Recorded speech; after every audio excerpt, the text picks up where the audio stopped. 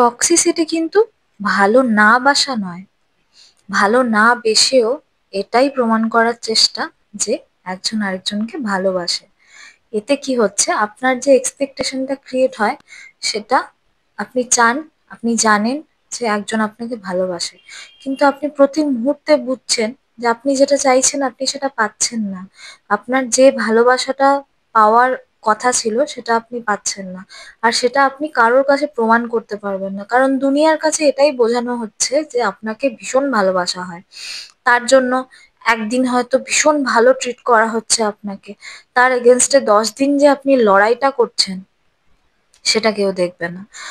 যতদিনে আমরা ওই টক্সিক স্থান থেকে বা টক্সিক মানুষের থেকে মুক্তি পাই, ততদিনে আমরা আদতেই চেঞ্জ হয়ে যাই।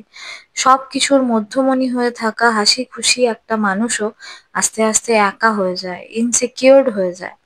তারপর সমস্ত কিছু চেঞ্জ হয়ে যায়, নিজের কাছে নিজের অস্তিত্বটা অচেনা হয়ে যায়, সমস্ত কিছুতে ভয় থাকে। আগে যে মানুষটা সব খারাপের মধ্যে থেকে ভালো খুঁজে বার করতে পারতো, আজকে সে ভালোটাও দেখতে ভয় পায়, ভালোটাও ভাবতে ভয় পায়। এইভাবেই টক্সিসিটি প্রতিক্রিয়া আমাদের শরীরে, আমাদের স্বভাবে সবসময়ের জন্য থেকে যায়। সারা জীবনের জন্য একটা মানুষ আস্তে আস্তে চেঞ্জ হয়ে যায়। তাই টক্সিক মানুষ, টক্সিক পরিবেশ থেকে যত তাড়াতাড়ি দূরে আসা সম্ভব সেটাই আমাদের চেষ্টা করতে হবে। ধন্যবাদ।